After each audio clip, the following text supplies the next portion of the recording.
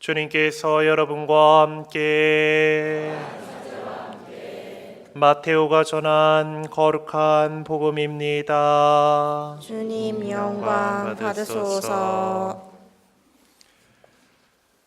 그 무렵 예수님께서 베드로와 야고보와 그의 동생 요한만 따로 데리고 높은 산에 오르셨다. 그리고 그들 앞에서 모습이 변하셨는데 그분의 얼굴은 해처럼 빛나고 그분의 옷은 빛처럼 하얘졌다. 그때에 모세와 엘리야가 그들 앞에 나타나 예수님과 이야기를 나누었다. 그러자 베드로가 나서서 예수님께 말하였다. 주님, 저희가 여기에서 지내면 좋겠습니다. 원하시면 제가 초막셋을 지어 하나는 주님께, 하나는 모세께, 또 하나는 엘리야께 드리겠습니다. 베드로가 말을 채 끝내기도 전에 빛나는 구름이 그들을 덮었다. 그리고 그 구름 속에서 이는 내가 사랑하는 아들, 내 마음에 드는 아들이니 너희는 그의 말을 들어라 하는 소리가 났다.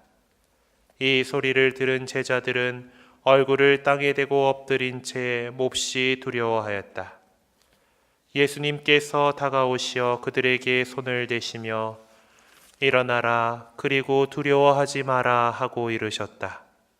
그들이 눈을 들어보니 예수님 외에는 아무도 보이지 않았다. 그들이 산에서 내려올 때 예수님께서는 그들에게 사람의 아들이 죽은 이들 가운데에서 되살아날 때까지 지금 본 것을 아무에게도 말하지 마라 하고 명령하셨다. 주님의 말씀입니다. 그리스도님 찬미합니다.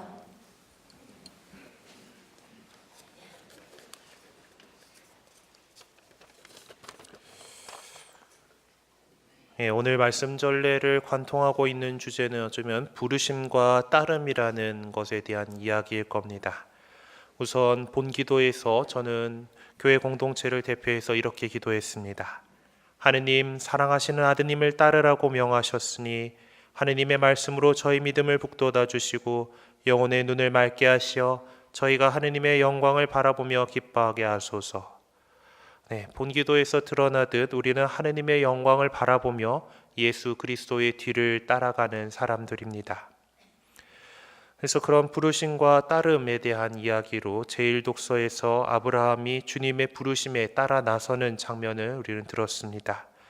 물론 아직 아브람으로 불리던 때입니다. 하느님께서는 아브라함을 부르셔서 당신께서 보여줄 땅으로 가라고 명하셨습니다. 그리고 거기에 창세기 이렇게 기록하고 있죠. 아브라함은 주님께서 이르신 대로 길을 떠났다. 그는 하느님을 믿고 먼 길을 떠나서 하느님께서 보여주신 거룩한 땅으로 갔습니다. 그곳이 얼마나 더 좋을지 사실 알 수 없던 상황이었죠. 특히 그렇게 옛날 사람인 아브라함이 자신의 익숙한 고장을 떠나서 새로운 곳으로 간다라고 하는 것은 엄청난 일이었습니다.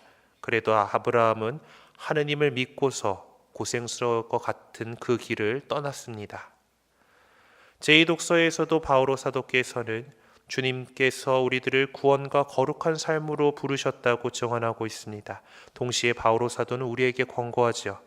사랑하는 그대여, 하느님의 힘에 의지하여 복음을 위한 고난에 동참하십시오. 예수님께서 선포하신 기쁜 소식, 그러니까 죽음을 이기고 부활하신 그분께서 주시는 영원한 생명이라는 기쁜 소식을 위해서 우리가 동참해야 할 것은 그분께서 겪으셨던 고난이다라는 겁니다.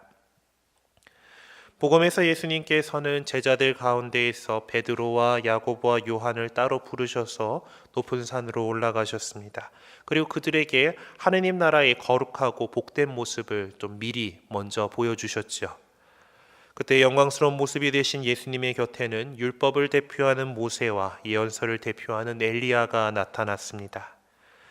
오늘 복음 말씀에는 그들이 무슨 이야기를 나누었는지 특별히 나타나지는 않습니다마는 같은 예수님의 변모 사건을 기록하고 있는 루카복음에서는 그들이 예수님께서 예루살렘에서 이루실 일, 곧 세상을 떠나실 일을 말하고 있었다라고 전하고 있습니다.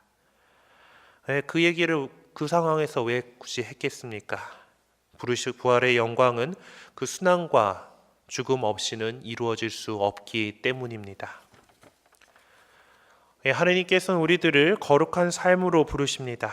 아브라함을 부르셨고 베드로, 야고보, 요한 그리고 바오로를 비롯한 사도들을 이렇게 부르셨습니다. 그리고 하느님께서는 지금 우리들도 당신 성자의 뒤를 따라 살아가라고 부르십니다. 우리가 순환과 죽음을 거부하고 부활의 영광만을 쫓을 수는 없는 것이죠. 영광스러운 모습을 보여주신 다음 예수님께서는 제자들과 함께 산을 내려가셨습니다. 베드로가 자신이 무슨 소리도 하는 줄도 모르고 이곳에서 지내자라고 했지만은 예수님께서는 그 청을 듣지 않으시고 다시 산 아래로 내려가셨습니다. 산 아래에는 예수님께서 가셔야 할 고통의 십자가의 길이 있었죠. 그리고 베드로도 야고보도 요한도 바오로도 스승님께서 먼저 가신 고난의 길을 걸어갔고 우리 역시 그 길에 동참하려고 합니다. 왜냐하면 우린 그 끝에 하느님 나라에서 누리게 될 영광인 영원한 생명이 있다라는 사실을 믿고 있기 때문이지요. 우리가 살아가는 세상도 마찬가지일 것 같습니다. 우리들이 올바르고 정의로운 대한민국을 세우기 위해서 지난 시간 많은 고난을 겪어내 왔습니다. 물론 민주주의가 가장 완벽한 정치제도는 아니지만 인간이 개발해낸 정치제도 가운데에서 가장 괜찮은 정치제도라는 것은 다른 의견이 없을 것입니다.